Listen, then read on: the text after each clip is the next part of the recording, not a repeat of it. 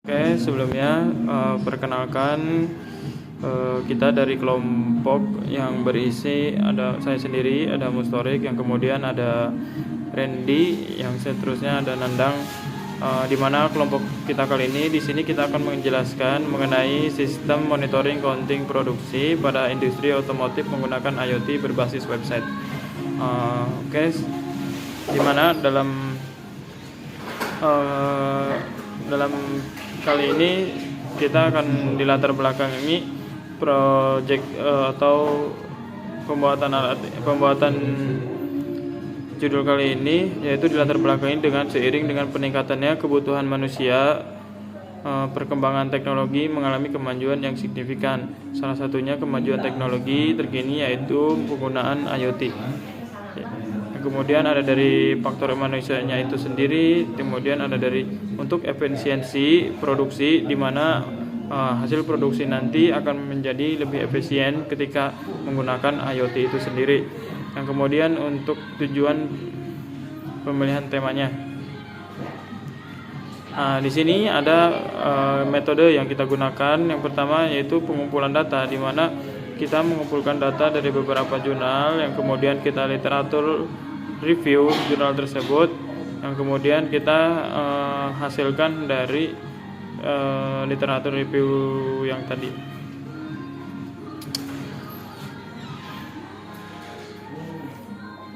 Oke, yang kemudian ini ada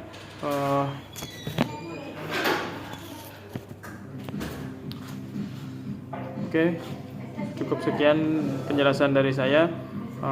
Selanjutnya akan dijelaskan oleh saudara Nandang. Baik, perkenalkan, nama saya Nanda Syaifullah dari IM20D. Saya akan melanjutkan tentang poin-poin dari literatur review jurnal kami. Nah, di mana di sini ada pengumpulan data. Nah, di mana pengumpulan data ini kami menggunakan Google Scholar, Sinta dan sebagainya untuk informasi artikel. Nah, di tabel kali ini ada jurnal terkait, di mana kami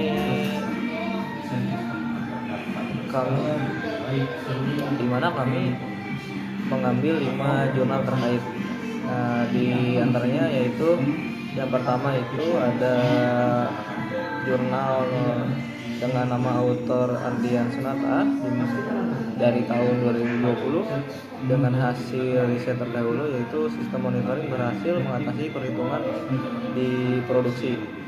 Nah, untuk bersamaan dengan artikel ini, sistem monitoring menghitung jumlah produksi, dan untuk perbedaan dengan artikel ini, sistem monitoring menggunakan IoT. Berbeda dengan artikel yang Adrian Sunata ini. Nah, untuk yang kedua itu Ahmad Rafli dari tahun 2020 dengan hasil riset terdahulu, yaitu sistem monitoring berhasil mengatasi perhitungan produksi. Di mana persamaan dengan artikel ini, sistem monitoring menggunakan IoT. Nah, untuk perbedaan di sini itu sistem monitoring menggunakan sensor yang berbeda. Nah, ini mungkin tiganya seperti ini. Nah, untuk literatur review itu ada 2. Kita di yang pertama itu pengaruh perhitungan informasi dengan Internet of Things terhadap bisnis, dan yang kedua itu monitoring produksi menggunakan Internet of Things. Karena dengan hasil perhitungan produksi dengan IoT ini berhasil di jurnal kali ini. Dan untuk monitoring produksi dengan IoT juga berhasil di jurnal ini dengan bisnis industri otomotif. Nah, ini untuk hasil perbandingan di 5 jurnal terkait, di mana dari jurnal yang pertama itu judulnya rancang bangunan alat perhitungan jumlah produksi dengan menggunakan microcontroller sel berbasis web, di mana pengaruh perhitungan produksi dengan Internet of Things terhadap bisnis yaitu memungkinkan dan monitoring produksi menggunakan internet of things itu, dan memungkinkan juga. Dan untuk sistem monitoring yang digunakan itu sistem monitoring menggunakan layanan web service. Nah, mungkin ini hasil tabel-tabel yang kami literatur. Mungkin cukup sekian dari saya. Selanjutnya akan dijelaskan oleh Randy. Oke, sekarang adalah bagian saya, yaitu Randy Tiana. Dari slide kesimpulan, yang pertama adalah peningkatan efisiensi produksi dalam sistem monitoring counter produksi dapat memberikan kontribusi signifikan terhadap peningkatan efisiensi dalam lingkungan industri otomotif. Hal ini dapat terlihat dari penggunaan teknologi IoT untuk mengotomatiskan dan memantau proses produksi. Terus yang kedua adalah real time monitoring. Penggunaan teknologi IoT memungkinkan pemantauan real time terhadap counter produksi. Informasi yang diperoleh secara langsung dapat digunakan untuk membuat keputusan cepat dan mengoptimalkan kinerja produksi. Yang ketiga adalah akses melalui website. Pendekatan berbasis website mempermudah akses informasi bagi para pemangku kepentingan, stakeholder kayak gitu, melalui berbagai perangkat. Hal ini meningkatkan keterjangkauan dan keterbacaan data produksi.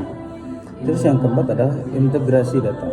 Sistem ini dapat mendukung integrasi data dari berbagai sumber, memungkinkan pengambilan keputusan yang lebih baik, integrasi dengan sistem lain di dalam industri otomotif juga dapat menjadi keunggulan.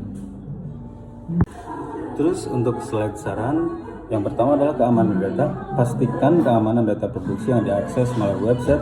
Langkah-langkah keamanan seperti enkripsi data dan otorisasi akses harus diterapkan untuk melindungi informasi yang sensitif. Yang kedua adalah skalabilitas sistem. Desain sistem agar dapat berskala dengan baik seiring pertumbuhan produksi atau perluasan fasilitas. Ini akan memastikan bahwa sistem tetap efektif dan efisien dalam jangka panjang waktunya. Yang ketiga adalah user-friendly interface.